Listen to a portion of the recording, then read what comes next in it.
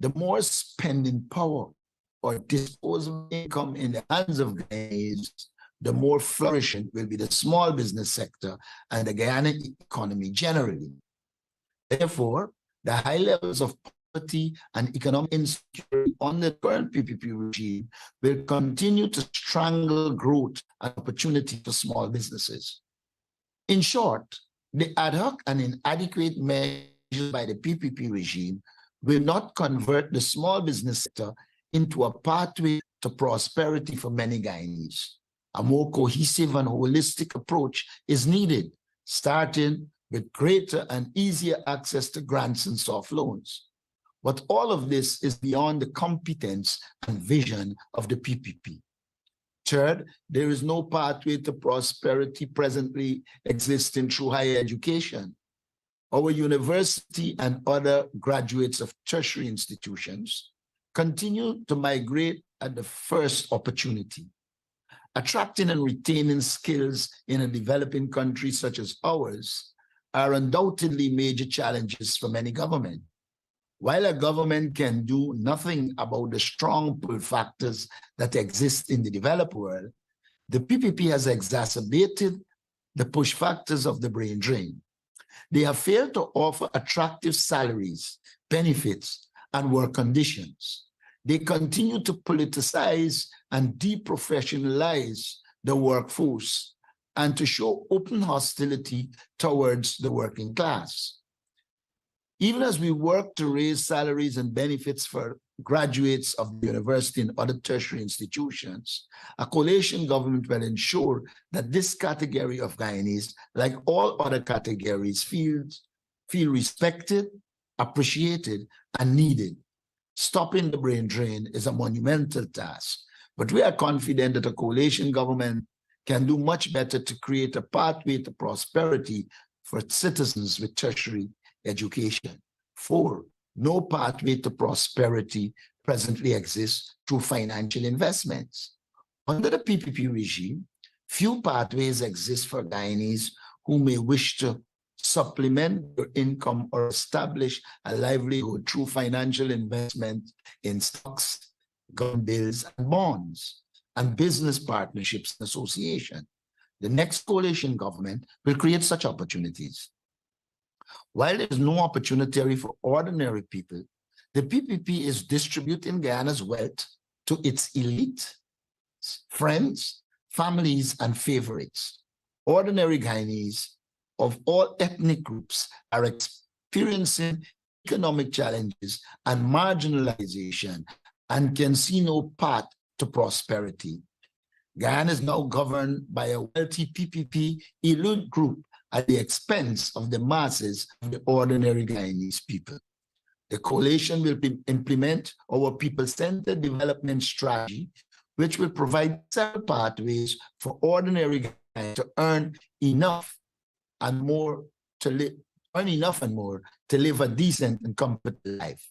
We will create an opportunity society where people can choose the best pathways to earn livable incomes and establish economic security. We will ensure that economic growth and development will be inclusive, where no citizen is excluded by virtue of poverty, deprivation, unemployment, low income and no savings, social marginalization, and ethnic, political, and economic discrimination.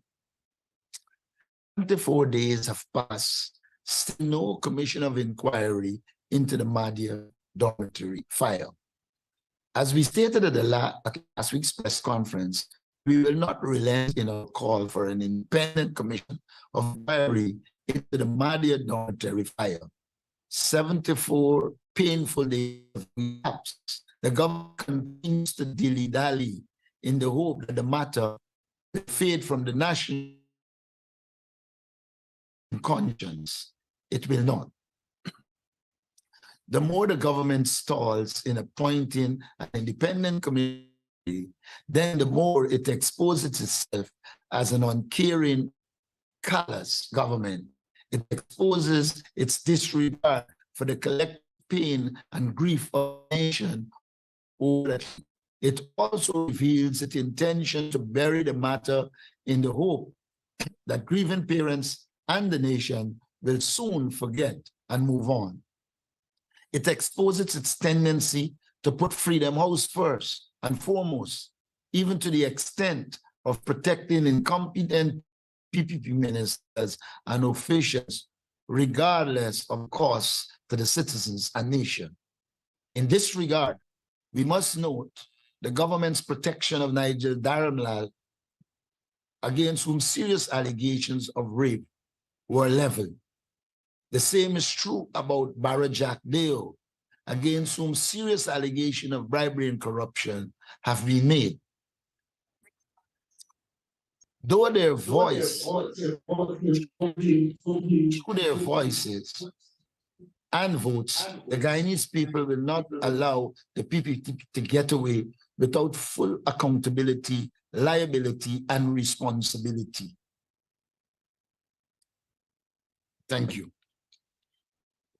Thank you. At this time, I will open the floor for questions on the press statement.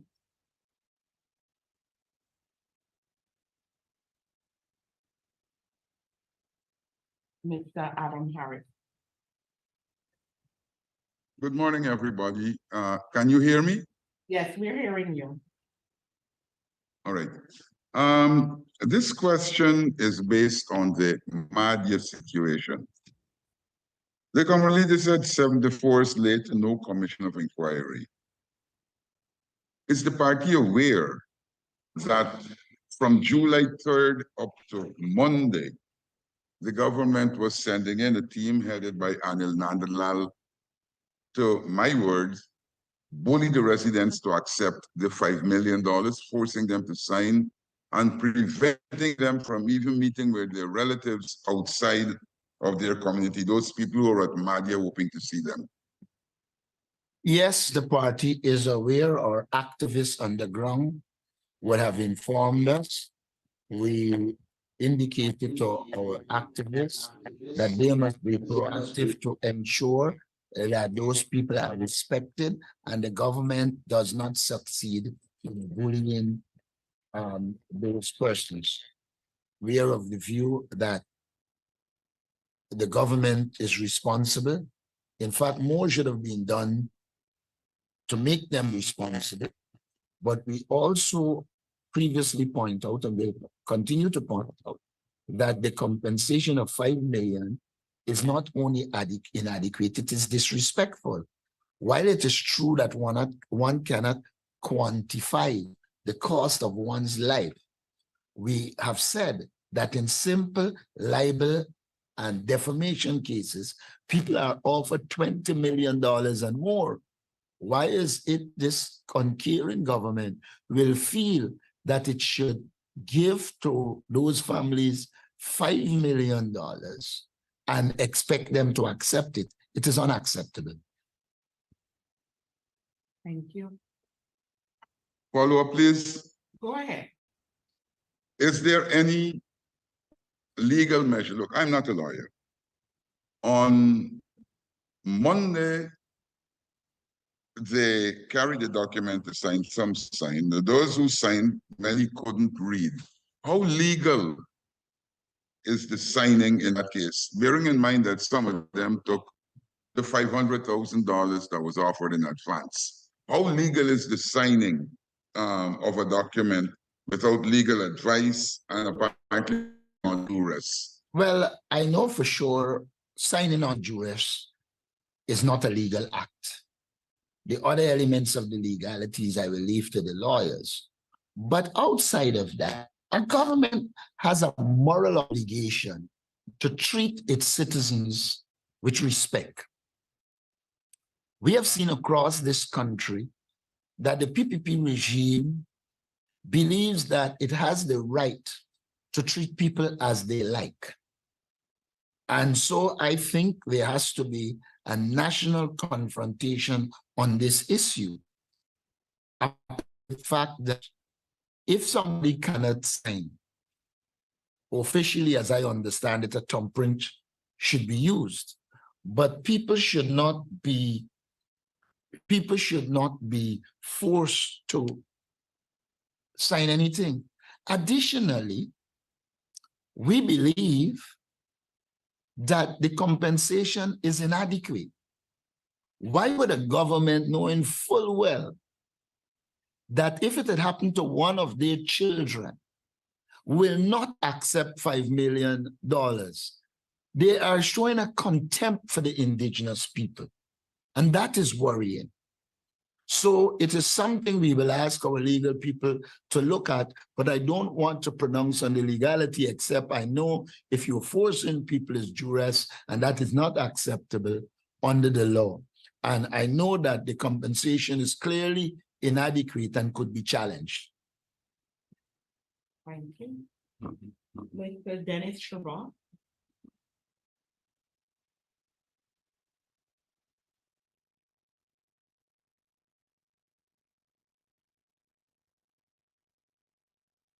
Mr. Chabot?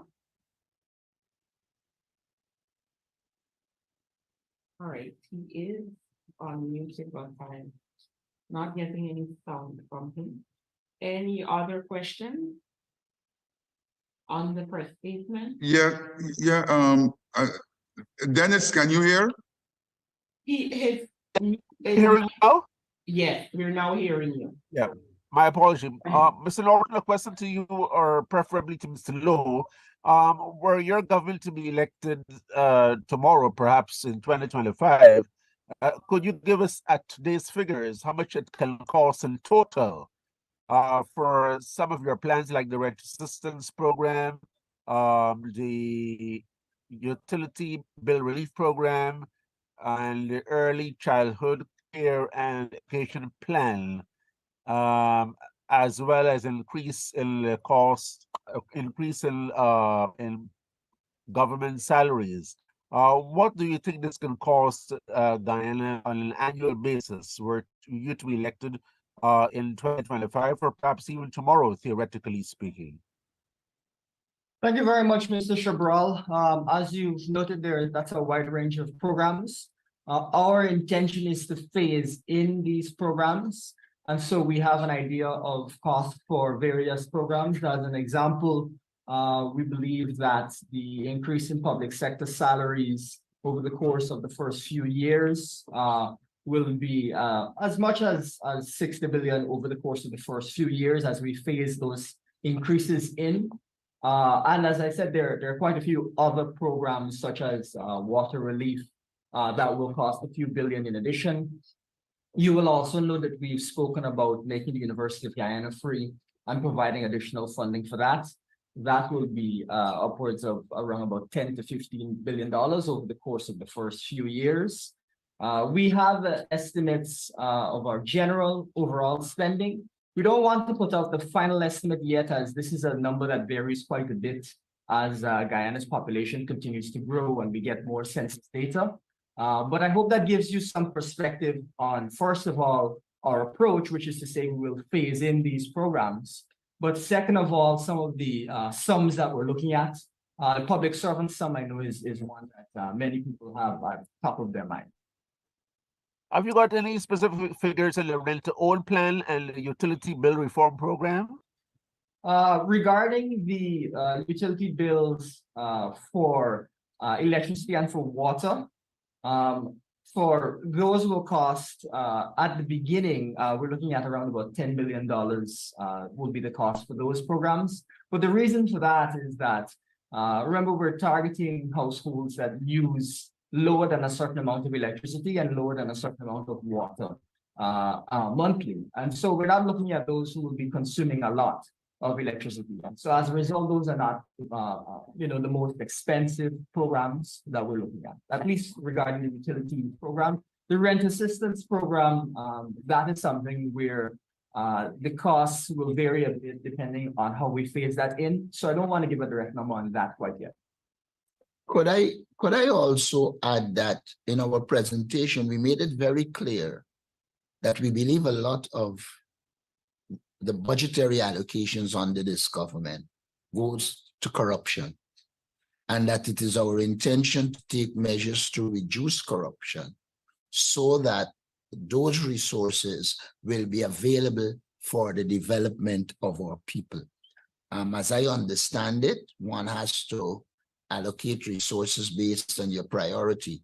You have a present budget of 800 and something billion, in which about 45% or more is allocated to infrastructure. While we will develop infrastructure, we anticipate they will be cut in terms of the waste, and that we have a more structured approach to infrastructure. And I give you a practical example. Here's the government now talking about 4-lane highway on the embankment. Now, this government this year and last year spent money to build 2-lane bridges. That is clearly a waste. Additionally, I do not think, and a lot of people do not think, you need to disturb the lives of people on that highway, on that embankment road, to put a 4-lane highway when you have adequate land behind that you can utilize without displacing people. I notice on the quarantine, businessmen are complaining about seeking to put a 4-lane highway there and disrupt their economic life. I'm interested to see how the government approaches that in relation to how they are approaching the embankment, because we see they begin to do work on the embankment. We also see a dangerous trend across the country that we must be careful with. We must remember we are a low-lying coastal state. We must remember that we need adequate drainage. And a lot of these programs, they are narrowing the drains to put roads. And I do not think that that is a sensible thing to do, but we'll see where it goes. Thank you. Any other questions on the press statement? Mr. Harris? I go one off the press statement, but it's all right. I don't know if anybody else got any. Well, let me just, any other questions on the first statement just before we open the floor for? All right, Mr. Harris, you can go ahead. Yeah. This has to do with some charges that were filed, what, 2.5 years ago against some people for electoral fraud. Some of these people were locked up. To date, nothing is happening. Is there anything at all that the party can do to expedite these cases or have lawyers to be dismissed or out? Well, first of all, from the inception, the party indicated that these were trumped up charges and that the purpose of them was for harassment, political harassment. The purpose of them was to intimidate, to instill fear. And so we are cognizant of the fact that it was never anything about law. As it relates to what the lawyers will do, I believe at some time they will have to move to have them dismissed. But for now, as far as I know, the lawyers are living with the fact that they go, there is no case, and another date is chosen. Thank you. All right, the floor is open for any other questions.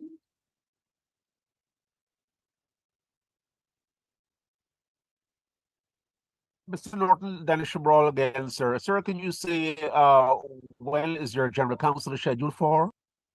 That's an internal matter of the party. I don't have to say it in the public domain, and our central executive will determine when our general council is.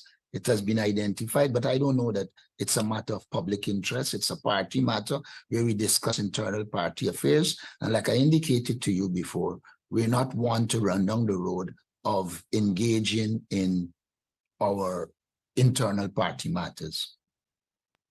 But Mr. Norton, how do you rationalize your position given the fact that your party is one of the largest parties in the country, and it is there to serve the public and the public's interest? We continue to serve the public's interest, but I don't know telling everybody when will be our general counsel will serve the public interest and how. Okay. In fact, I don't even Well, know. there have been I don't even know why it has become a matter of any consequence at this stage. because it has not been held in almost 2 years. Well, that is not true, but I can permit you to be distant from the facts.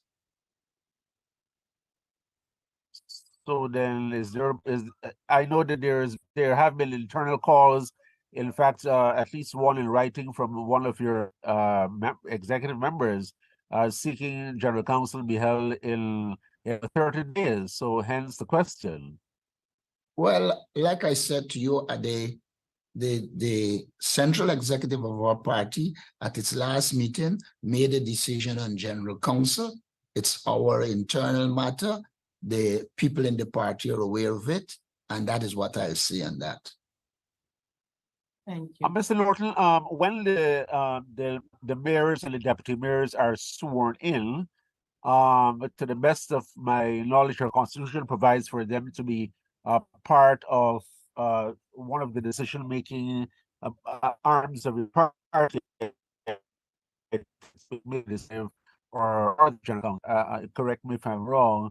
To what extent now will the new faces in your decision-making body as a result of their election as mayors and deputy mayors assist you in better decision-making and political decision-making in your party, and of course, in trying to influence the way the country is governed?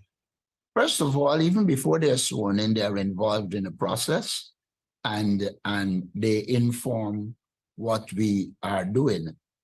There are mayors or mayors-elect who will call, will give their ideas, we engage them, etc. I don't know what you're talking about, but the level at which mayors and deputy mayors are involved are many levels.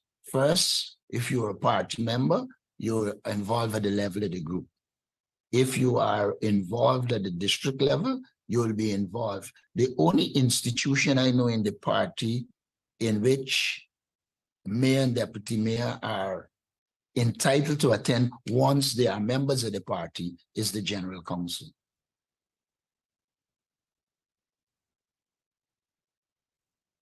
Thank you. I see the hand of Ms. Wilbur. Notes. Hi, good morning. Thank you. Mr. Norton, just a few questions.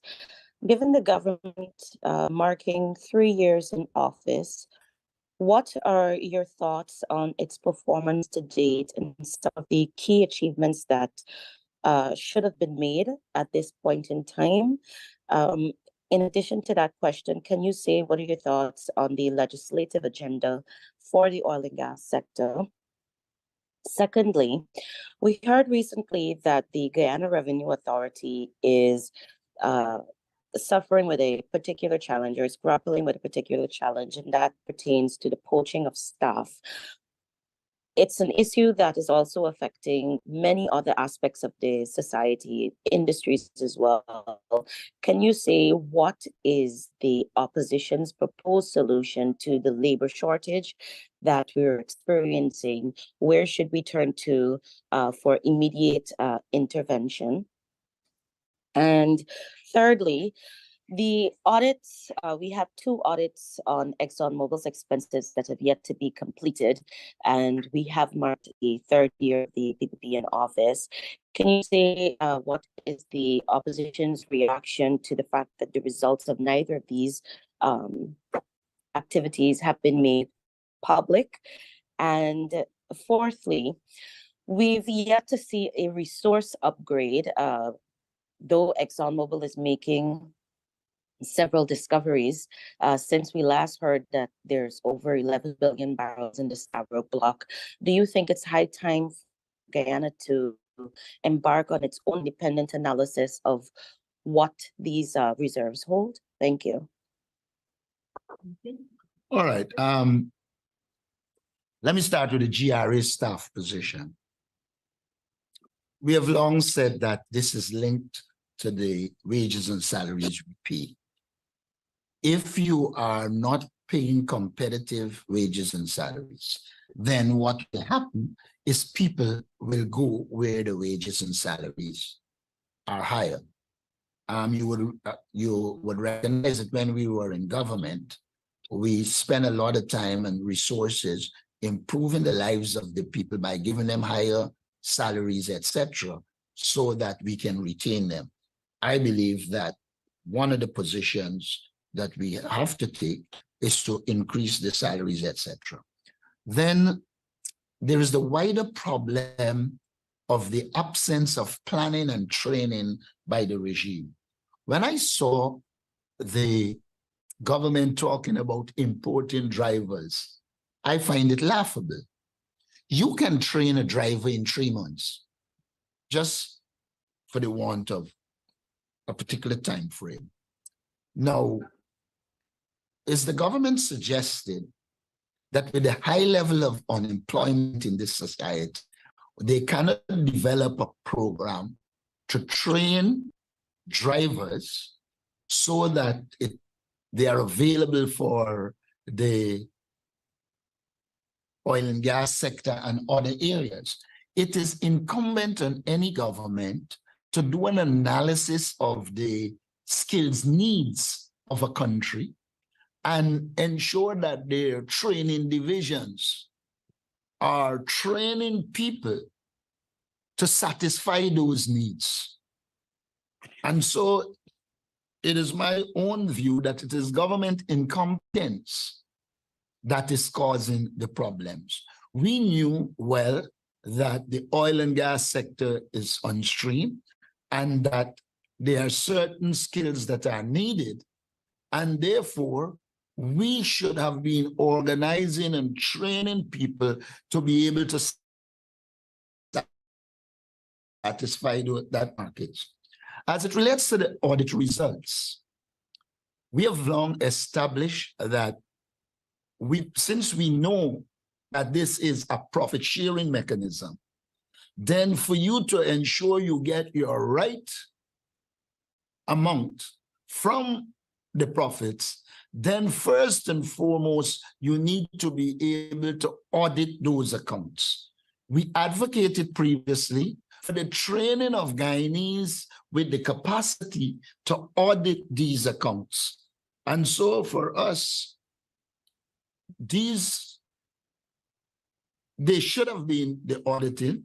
They must be the auditing, because auditing is critical to us getting the benefits. Independent analysis. Yes, I do believe that we should develop the capacity to do independent analysis, but the government has no interest in that.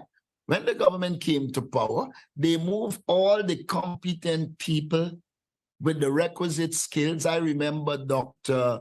Vincent Adams was not only talking about training, they were actually training people, and there were plans to ensure we train the requisite skills we need in that sector. And that would have also given us the capacity to do our own independent analysis and be able to achieve the objectives we set ourselves. As it relates to the legislative agenda, I think we have outlined our position, stating when the government put out its last document that it was inadequate. I think we did an entire press conference which we identified the areas we thought there is need for improvement. In our own case, we have made it clear that moving forward, there is a mechanism for us to engage ExxonMobil, and that we will engage them to ensure we get the best for the people of Guyana. I just wanted to follow up on some of those remarks. First of all, regarding the GRA's comments, what specifically they were speaking about is that the cost oil auditors are being poached by oil companies. Now, given the seriousness of the audit issue, it seems to me to be quite obvious that the government needs to provide the resources to the GRAs so that they can pay the appropriate salaries. The government should be supporting the GRA. This is the furthest thing from acceptable. And really, when you look at the first audit and the first audit that was leaked and the amount that could be recovered, the questionable amount, that works out really to about around about $1 million that GAN could be losing every single day due to not auditing these oil companies. So I think it gives you an indication that the government has no understanding at all of how to run this country and of the seriousness of these issues. One of the first things that should be on their agenda is ensuring that they provide the GRA with the adequate resources, first of all, to pay staff, and second of all, to train staff so that they have the maximum capacity that we can have available. So that's one key thing. The other thing that we want to mention is that we're not seeing, as has been indicated, a final timeline as to when these audits of Guyana's offshore oil expenses will be completed. Now, what we've mentioned within our comments on the petroleum legislation is that you need to see some timelines in that legislation. You need to see some structures in there, because there's an issue that is so substantial, that can have such a large impact on the country, that we need to see that in the legislation. So on the one hand, we need to provide the resources so that our government bodies can carry out what they need to carry out. But on the other hand, we need to put in place timelines regarding this. The other thing that we want to mention is that regarding an independent analysis of these resources, you would think that it would be obvious to the government that they need to keep track of the increase in resources, that they need to have estimates. I won't give you an idea of our internal process. All I'll let you know is we keep track and we have estimates, because any government that is looking to properly run a country must have an idea not only of what exists, but of what will exist if current trends continue. But as the PDP is accustomed to governing by whims and fancies, you're not seeing this type of independent analysis. We also want to see the government release information that they have from the oil sector so that the public can be able to get a better sense of the developments in the sector, a better sense of projections, and so that we can see that kind of analysis both by the opposition and by civil society. I also want to make the point that we need to focus a bit more on what is done with the money we're getting at present. We seem focused on what we'll get in the future once we engage the oil companies. But we're in a situation where our oil resources are being misused. Many of it, they are being placed in the wrong sectors and areas. And so one sees a trend that is leading to the Dutch disease. The question regarding the performance of the government in 3 years, what you think should have been accomplished by now, and what in your book would mark down as acceptable thus far? Is there anything that has been done by the government that you're pleased with, and what do you consider to be the deficiencies? Well, what I consider to be the deficiencies. Okay, first of all, I think at the general level, I don't think the government has worked out its development strategy and how it intends to use oil resources to diversify the economy. For instance, I've said before, we need to use oil resources to develop agriculture in all regions. Regions 1, particularly 7, 8, 9, and 10.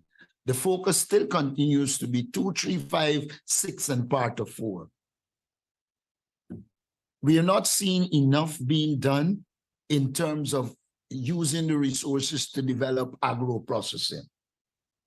Then the question of cheap electricity is a critical question if we are going to develop and diversify.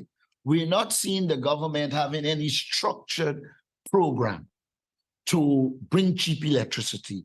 All we hear is about the gas to shore project without any proper feasibility studies, etc. And that looks very much like we're going to throw money down a hole in which we don't know where it would end up. So we are deeply concerned that resources are not being used to develop and give us cheap energy. But more importantly, we have long said that a country's development is dependent on its human resource development. And the government is not putting the kind of resources needed into human resource development. And even with talks about goal, the programs are not geared towards helping us to train the human resources we need to deal with the extant situation and propel us into the future. Now, we are talking and saying, look, we want to have a people-centered development strategy, meaning we believe in all we do, including the use of oil resources, we must put the people first. We must seek to get rid of poverty, or in the first instance, reduce it and ultimately get rid of it. And we are not seeing actions in that direction. And that is why we are outlining regularly the elements of our people-centered development strategy that will allow us to put resources in the hands of our people to ensure that they develop. We have not seen, like we've said in the press statement, enough resources being allocated to small and micro businesses. What we are seeing is a parade of handouts. Every day you wake up, Vice President Jack, there's somewhere sharing out 250,000. That is unacceptable. What you need is a structured approach to putting resources in the hands of our people, into businesses, so that we can develop. If there is any area, I would say, I feel comfortable, and I don't know I'm totally comfortable, but there was the establishment of the Natural Resource Fund, but there are still limitations and shortcomings that we need to deal with to ensure that that fund serves us in good stead. Today in Parliament, the government is coming to extend the debt ceiling. Now, we don't have a problem with a government borrowing. I want that to be made clear. Once you have sensible choices, where the problem lies is that this government borrows and then money is misappropriated, it is poorly allocated, and therefore in the long term, this borrowing can become a burden for us. And so we are in opposition to the extension of the raising of the debt limit in the present circumstance, where the government seems to have no plan and they are just taking money and putting it in all directions, aiming at bribing the electorate to be re-elected. And that is unacceptable. We need a structured approach to government. There isn't even institutional capacity building. No work has been done to build the capacity of the Environmental Protection Agency. In fact, under this government, it has been made a toothless poodle. There is no institutional development in terms of the natural resource sector. And all of those things will contribute to our failure. And so for us, in the 3 years, what the government did a lot was be involved in corruption, manifest its incompetence, and and advocated to the world that they are not serious about the development of the people of Guyana. What you're seeing is the allocation of a lot of our resources to the PPP elite, their friends, families, etc. But the wide spectrum of Guyanese people of all ethnic groups, they are facing difficulties. There is no attempt to deal with the high cost of living. There is no attempt to deal with unemployment. And so for us, Guyana now is worse off than it was in 2020, even though it has oil resources. And mind you, not worse off for all Guyanese, for most Guyanese. The PPP elite, their friends and families, they are enjoying themselves. Just to build off of that, one of the things that's really important for us to recognize is we have to raise our standards when it is that the government, first of all, has access to huge revenues, and second of all, is producing very large budgets. And so it is not acceptable for the government to be spending billions and billions more on, as an example, education, but you're not seeing better pass rates, but you're not seeing teachers be better compensated. So what you've seen over the course of the first 3 years is a government that is spending money, but not accomplishing the key things that we need to see accomplished. When it comes to governance, as late as 2022, the IMF has indicated that its recommendations to improve the way that Guyana is governed, the way that we spend our money, have not been followed. And as a result, over the course of a 5-year period, we would lose hundreds of billions of dollars. In fact, we could right now raise 150,000 people out of poverty if we govern the country as well as Trinidad or Jamaica or St. Lucia. But we're not governing this country correctly. We're not putting in place these types of recommendations. And the recommendations are made every single year. So there's multiple years that they've had the opportunity to improve governance and that they have not done so. But the issue of poverty, as the leader rightly mentioned there, is not just about savings, but about priorities. We've seen UNICEF as well as other bodies mention that Guyana has a poverty rate as high as 43%. We've not seen the government have a targeted approach at dealing specifically with the issue of poverty. The leader has made many remarks in his budget speech about ways to address poverty, and we put forward many proposals. Has the government, by any metric, reduced poverty substantially over the course of the last 3 years? Now, what we've seen is that because of the high rise in the cost of living and stagnant wages, there's concern that poverty has actually increased. Now, folks, we have to hold this in the context of a government that has, from 2018 to now, really, but over the course of the past few years, we've seen the national budget explode. It's basically tripled. And so if you're spending lots of money and you're not improving your key metrics, then all you can say is that your efforts have been a failure. One example you can even point to is the University of Guyana still not being free. Now the government will say, oh, they said 5 years. But last year, because of the high oil price, we got an additional $60 billion of revenue. That's something like 12 years of free UG. The government could easily be doing this. The government budget is $782 billion. The UG free is just a few billion. It is that the government doesn't understand what its priorities really should be, and that the government doesn't understand that just spending money for the sake of spending money is not the same as moving the country forward. And so after 3 years, what you've seen is a government that is willing to, as the pointed out, support its elite friends, family, and favorites, but not actually move the country in the right direction. Thank you. All right, so at this time, if there is any final. Yeah, please. One quick one. Okay, go ahead. And this is become related. Why is there no pressure on the government to confirm the Chancellor and Chief Justice? And secondly, again, same thing. Why no move to have the mayors and deputy mayors sworn in? All right. Why no pressure on the government? Well, I think the opposition has made its position clear. We have agreed that the present Chancellor and Chief Justice could be appointed. They have served. They are competent, and therefore they should be appointed. You're aware that in a response to one of my letters, the president very arrogantly said that he will do it when he thinks it is necessary.